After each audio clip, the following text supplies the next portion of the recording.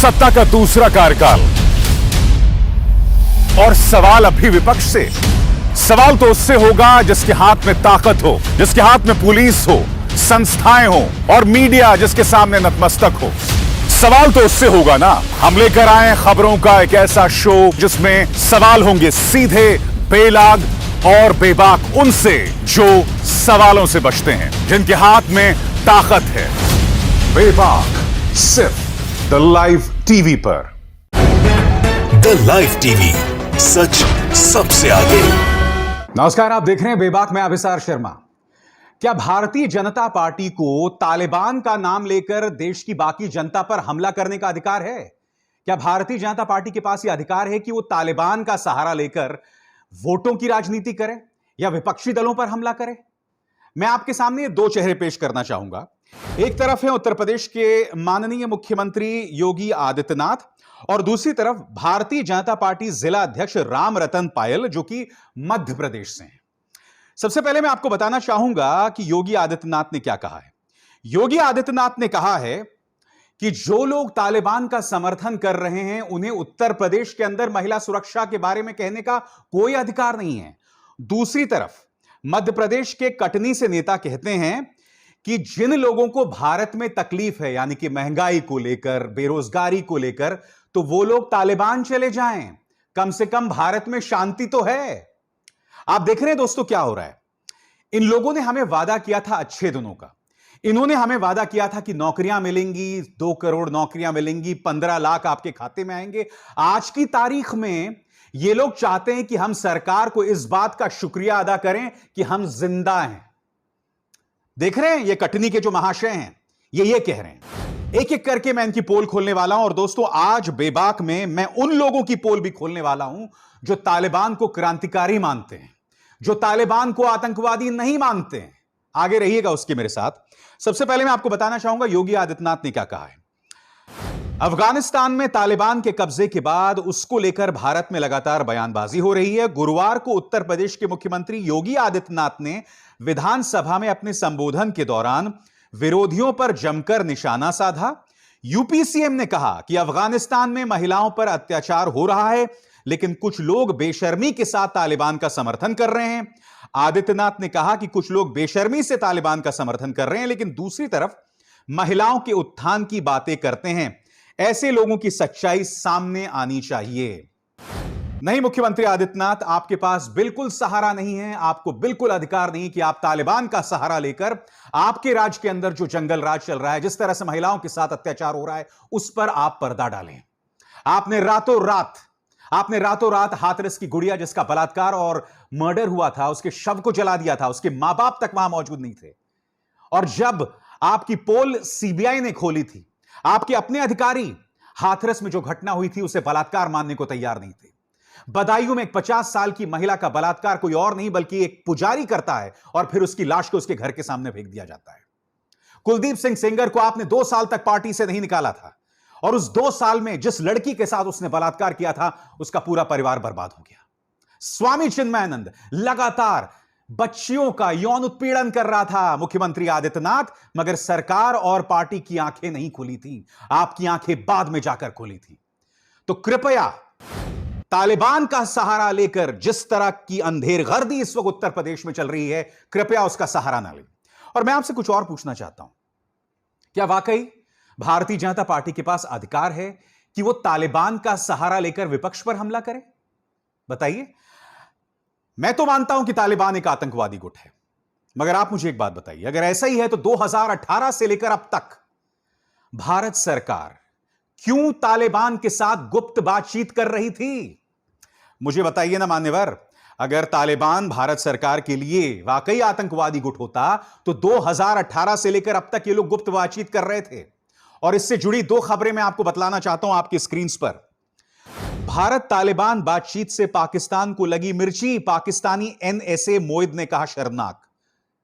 इन्होंने पाकिस्तान को तंज कसा था। हमारी गोदी मीडिया ने क्या कहा था, आगे देखिए। अफगानिस्तान में लगातार पांव पसार रहे तालिबान से भारत की बातचीत पर पाकिस्तान बौखला गया है। तालिबान से भारत की बातचीत से पाकिस्तान की पेट में कितना दर्द हो रहा है, इसका अंदाजा आप इस बात से लगा सकते हैं कि पाकिस्तान के एनएसए डॉक्टर मोईद यूसुफ ने कहा है कि तालिबान से बातचीत कर भारत शर्मनाक कदम उठा रहा है। दरअसल भारत पाकिस्तान संपर्क से पाकिस्तान को मिर्ची इसलिए लग गई है क्योंकि तालिबान को पाकिस्तान लगातार मदद दे रहा है और अफगानिस्तान में लगातार मजबूत हो रहे तालिबान से अगर भारत की नजदीकी बढ़ती है तो पाकिस्तान का वर्चस्व कम हो जाएगा। हमारी सरकार तो बातचीत कर रही थी इस आतंकवादी संगठन से, तो फिर आप दूसरों को क्या ताना दे रहे हैं? आगे खबर देखिए। तालिबान से भारतीय अधिकारियों की गुपचुप मुलाकात की खबर। दिग्विजय सिंह बोले, क्या यह देशद्रोह नहीं? दिग्विजय सिंह ने क्या कहा, पढ़ के सुनाना चाहता हूं। कतर के अधिकारियों ने जानकारी दी है कि भारतीय अधिकारियों का दौरा तालिबान के नेताओं से वार्ता के लिए हुआ है। रिपोर्ट के मुताबिक पहली बार यह बात सामने आई है कि भारत तालिबान से सीधी बात कर रहा है। ऐसे में क्या योगी आदित्यनाथ के पास यह अधिकार रह जाता है कि वो तालिबान को लेकर दूसरों पर हमला करे? मैं मानता हूं दोस्तों कि समाजवादी पार्टी सांसद शफीकुर रहमान बर्क ने जो बात कही है वो बहुत ही वाहियात बयान है, वो शर्मनाक बयान है, जिसमें वो तालिबान को जो है क्रांतिकारी और स्वतंत्रता सेनानी बता रहे हैं। उससे ज्यादा हास्यास्पद बात कोई नहीं हो सकती है। मगर अपनी कमियां छुपा रहे हैं यहां पर मुख्यमंत्री आदित्यनाथ, जबकि हमारी सरकार तालिबान के साथ सीक्रेट बातचीत कर रही थी। और बात यहां नहीं रुकती है दोस्तों, कुछ सवाल मैं पूछना चाहूंगा, एक एक करके आपकी स्क्रीन पर आ रहा है। तालिबान से मोदी सरकार की गुप्त बातचीत क्यों? सवाल नंबर 2, 2018 से भारत तालिबान से बातचीत क्यों कर रहा है? सवाल नंबर 3, जब भारत जानता था कि तालिबान काबुल की तरफ बढ़ रहा है, तब वहां फंसे भारतीयों को निकालने के लिए क्या किया विदेश मंत्री ने? सवाल तो वाजिब है ना। आप जानते थे कि तालिबान मजबूत हो रहा है, आप जानते थे कि आपके 1500 भारतीय वहां फंसे हुए हैं, तो आपने उनको निकालने के लिए क्या किया? अमेरिका तो निकाल गया अपने तमाम लोगों को, भारत ने क्या किया बताइए ना। जबकि हम जानते हैं कि दानिश सिद्दीकी, ये पत्रकार दानिश सिद्दीकी को तालिबान ने इसलिए मार दिया क्योंकि वो एक भारतीय था। तो मैं जानना चाहता हूं विदेश मंत्री, आपने क्या किया उन भारतीयों को निकालने के लिए जब आप जानते थे कि तालिबान बढ़ रहा था? मैं आपको बताता हूं दोस्तों, इस तरह का संवाद करके, तालिबान का शिगुफा छोड़ के भारत सरकार अपनी कमियों को छिपाना चाहता है, अपने दोहरे मापदंड को छुपाना चाहता है। वो लोग छुपाना चाहते हैं कि हमने कुछ नहीं किया। और इसी से जुड़ा एक और सवाल है, जब आप तालिबान से गुप्त बातचीत कर रहे थे तब आपने अफगानिस्तान के अंदर करोड़ों रुपए के निवेश की बात भी की, जो अब बर्बाद हो गए हैं। इस लापरवाही का जिम्मेदार कौन? मैं पूछना चाहता हूं, आज की तारीख में कौन सा मीडिया यह सवाल कर रहा है कि हमने अफगानिस्तान में करोड़ों रुपए लगाए और अब तालिबान के आने के बाद वो सब स्वाहा हो गया है, वो सब खत्म हो गया है, बर्बाद हो गया है। भारत सरकार में या मोदी सरकार में किसकी जवाबदेही तय की जाए? मोदी सरकार में कौन जवाब देगा भारत के हुए इस नुकसान की? बताइए आप मुझे, कौन जवाब देगा? सवाल नंबर 6, अगर तालिबान आतंकवादी है तो भारत सरकार ने काबुल में अपना दूतावास बंद क्यों नहीं किया, जैसा कि 1996 में उस वक्त की सरकार ने किया था? सवाल नंबर 7, भारत सरकार या मोदी सरकार यह साफ क्यों नहीं करती कि वो तालिबान सरकार के साथ है या नहीं है? दोस्तों, यह बात मान के चलिए, इस वक्त भारतीय जनता पार्टी अगले 6-7 महीनों में, चूंकि उत्तर प्रदेश के चुनाव आने वाले हैं, इन लोगों ने तालिबान का एक शिगुफा छोड़ने वाले हैं ये लोग, और तालिबान के जरिए ये लोग दोबारा सत्ता में आना चाहते हैं उत्तर प्रदेश के अंदर और उत्तराखंड के अंदर। इनके पास सिर्फ ये प्लान है और यही वजह है कि ये लोग तालिबान का मुद्दा उठा रहे हैं। हालांकि ये अपनी कमियां नहीं जाहिर करेंगे। अब ये जो शख्स हैं, कटनी के भाजपा के नेता, आपकी स्क्रीन पर राम रतन पायल, क्या कहा इन्होंने? कटनी बीजेपी जिला अध्यक्ष राम रतन पायल शहर में मीडिया से संवाद कर रहे थे। इस दौरान मीडिया कर्मी ने उनसे देश और राज्य में बढ़ती महंगाई पर सवाल किया। इस पर वो बोले, अगर लोगों को यहां पेट्रोल का मूल्य बहुत ज्यादा लग रहा है तो वे सभी तालिबान चले जाएं, वहां पेट्रोल के दाम 50 रुपए लीटर हैं। क्योंकि महंगाई चरम सीमा पे है अपने। नहीं, तो तालिबान चले जाओ, वहाँ देख लो आप क्या अफगानिस्तान में अपने देश की बात पेट्रोल 50 रुपए है, वहाँ भरवा के लाओ, वहाँ भरवाने वाला कोई नहीं है। अपने 111 रुपए से ऊपर पेट्रोल तो है कम से कम। कोरोना की तीसरी लहर आने वाली है, दो लहर आ चुकी है। आप बताइए, आप सम्माननीय पत्रकार हैं, आप पेट्रोल की बात कर रहे हो, किस हालत से देश गुजर रहा है। आप ये लोग महंगाई नहीं रोक पा रहे हैं दोस्तों, पेट्रोल के बढ़ते दाम नहीं रोक पा रहे हैं। अब भी जो पेट्रोल के दाम बढ़ रहे हैं उसका जिम्मा ये लोग कांग्रेस पर ठहरा रहे हैं। 7 साल पहले कांग्रेस की सरकार चली गई, ऑयल बॉन्ड्स का जिक्र कर रहे हैं और इनके पास कोई जवाब नहीं है लोगों की समस्याओं का सामना करने के लिए, लोगों की समस्याओं का समाधान करने के लिए। इनके पास सिर्फ एक तरीका है दोस्तों, तालिबान के जरिए मुद्दे को भटकाया जाए। मगर उससे भी बड़ी बात दोस्तों, क्या भारतीय जनता पार्टी के पास अधिकार है कि वो तालिबान का इस्तेमाल करके, आतंकवाद का इस्तेमाल करके दूसरों पर हमला करे? तो अब मैं आपको कुछ चीजें दिखाना चाहता हूं दोस्तों। आपके सामने यह है फ्रंटलाइन की खबर। यह खबर क्या कहती है, आपके स्क्रीन पर ध्यान से सुनिए। यह खबर यह कहती है कि पुलवामा हमला, जिसमें हमारे 40 जवान शहीद हो गए थे, उस हमले से पहले हमें 1 नहीं, 2 नहीं, 3 नहीं, बल्कि 11 बार चेतावनियां आई थीं। 11 intelligence inputs warning of Pulwama attack were ignored. सरकार को हमले की 11 बार चेतावनी आई थी और इन्होंने उस पर कोई एक्शन नहीं लिया और फिर हमारे 40 जवान शहीद हो गए। क्या इस सरकार को अधिकार है कि ये लोग दूसरों को देशभक्ति और आतंकवाद और सामरिक नीति पर पाठ पढ़ाए? और बात यहां नहीं रुकती, आपके स्क्रीन पर यह है देवेंद्र सिंह। यह आदमी 2 आतंकवादियों के साथ पकड़ा गया था दोस्तों। मैं आपको बतलाना चाहता हूं, अब से कुछ महीनों पहले, मई का यह बयान है दोस्तों, मई 2021, 20 मई 2021 का यह बयान। इसमें खुद मोदी सरकार के नुमाइंदे, वहां के राज्यपाल कह रहे हैं कि देवेंद्र सिंह मामले की जांच करने की कोई जरूरत नहीं है। अंग्रेजी में क्या लिखा है मैं पढ़ के सुनाना चाहता हूं, और फिर ये लोग हमें ताना देते हैं और ये लोग विपक्ष को भी ताना देते हैं आतंकवाद के मुद्दे पर। पढ़ के सुनाना चाहता हूं। And whereas the Lieutenant Governor is satisfied under subclause C of the proviso to clause 2 of Article 311 of the Constitution of India, that in the interest of the security of the state, it is not expedient to hold an inquiry in the case of Mr. Devinder Singh. देश की सुरक्षा के खातिर देवेंद्र सिंह के खिलाफ जांच ना की जाए। यह मैं नहीं कह रहा हूं दोस्तों, यह मोदी सरकार कह रही है। क्या इनको अधिकार है ये तालिबान के ऊपर दूसरों को ताना दे? बताइए, क्या इनको अधिकार है कि ये तालिबान के मुद्दे पर दूसरों को ताना दें?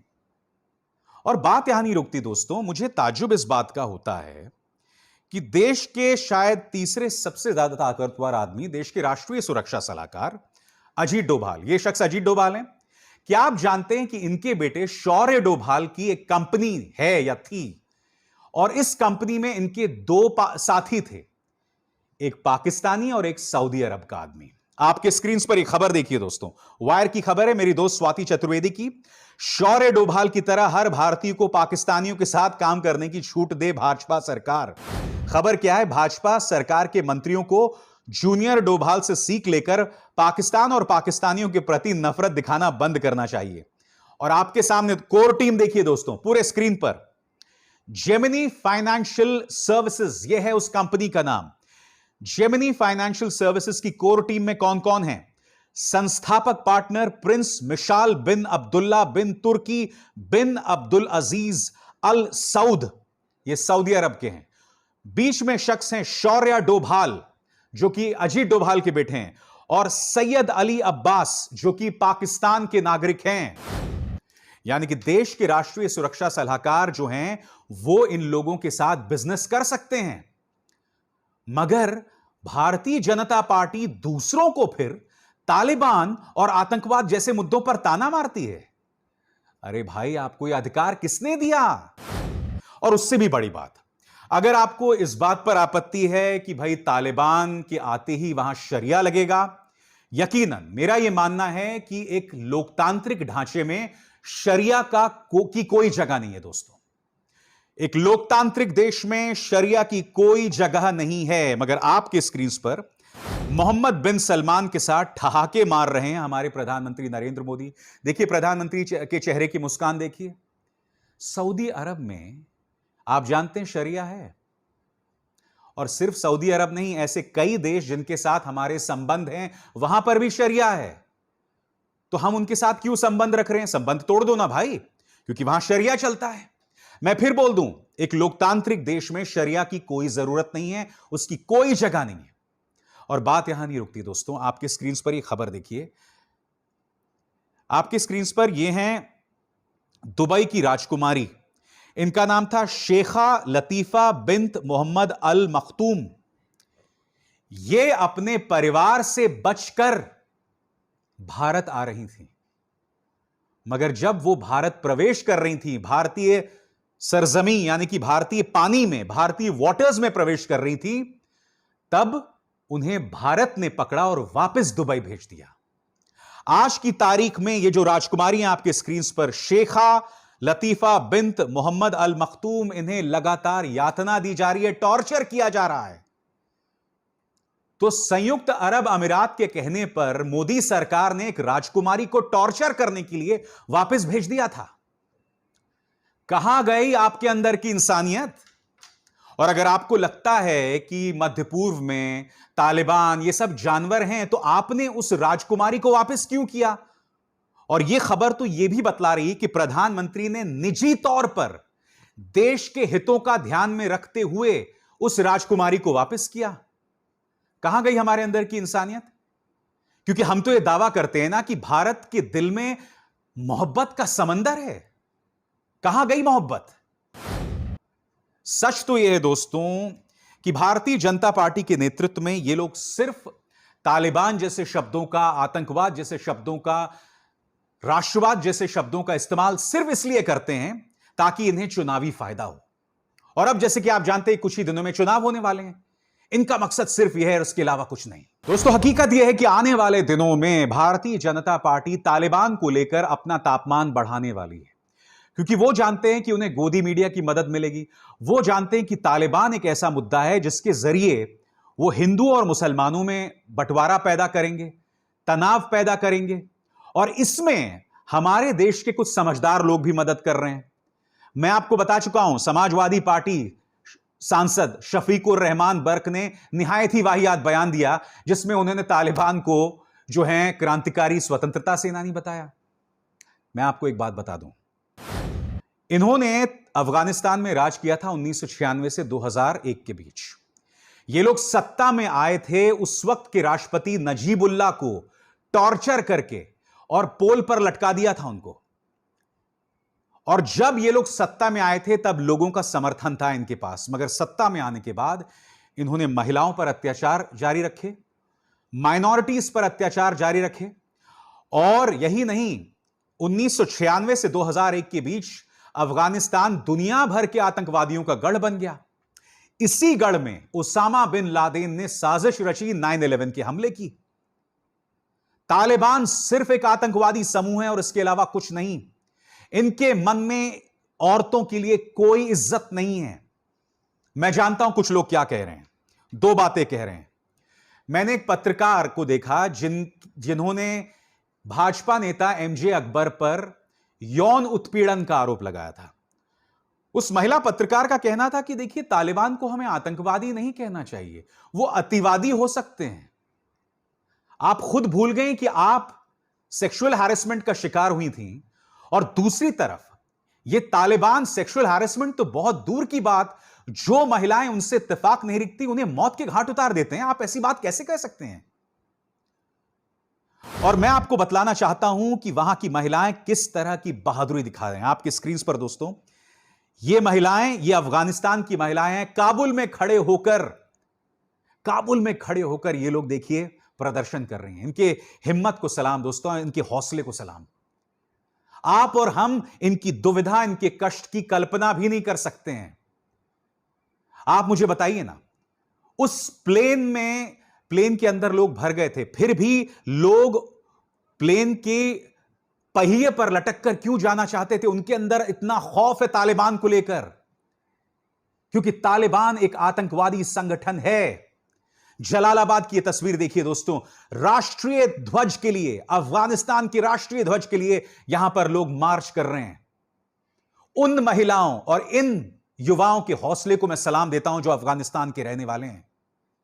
मुझे तो उन लोगों पर अफसोस हो रहा है दोस्तों, जो लोग ये कह रहे हैं कि भाई तालिबान को तो अधिकतर लोग समर्थन दे रहे हैं अफगानिस्तान के अंदर, यानी कि तालिबान के साथ बहुमत है। मैं आपसे एक सवाल पूछना चाहता हूं, जिस चीज के साथ अधिकतर लोग हों, क्या वो हमेशा सही होती है? बताइए, बताइए ना। आप में से कई लोग भारतीय जनता पार्टी से इत्तेफाक नहीं रखते हैं। भारतीय जनता पार्टी के साथ तो 40% लोग हैं ना, मगर इसका मतलब यह हो गया कि भारतीय जनता पार्टी जो भी करती है वो सही करती है? नहीं करती है। आज की तारीख में सरकारों के लिए बहुत आसान है बहुमतवाद की राजनीति खेलना। यही अमेरिका के अंदर ट्रंप खेल रहा था, यही भारत के अंदर बीजेपी खेल रही है। मैं बीजेपी और तालिबान की तुलना नहीं कर रहा हूं, नहीं, बिल्कुल नहीं। मैं सिर्फ यह कह रहा हूं कि जो तालिबान समर्थक आज की तारीख में यह कह रहे हैं कि भाई तालिबान के साथ तो अधिकतर लोग हैं, तो अधिकतर लोग कई बार ब्रेन वॉश्ड भी होते हैं, दिमाग से पैदल भी होते हैं। इसलिए आप दिमाग से पैदल मत बनिए, समझे? दिमाग से पैदल मत बनिए, क्योंकि हम बेबाक के अंदर आपके सामने हकीकत लाते रहेंगे। और अंत में एक बार फिर कहना चाहूंगा, भारतीय जनता पार्टी तालिबान को लेकर चुनावी रणनीति बंद करे। आपने उत्तर प्रदेश के अंदर जो काम किया है उस पर फोकस करें। अगर नहीं है कुछ काम तो हाथ खड़े कर लें। नमस्कार। द लाइव टीवी, सच सबसे आगे।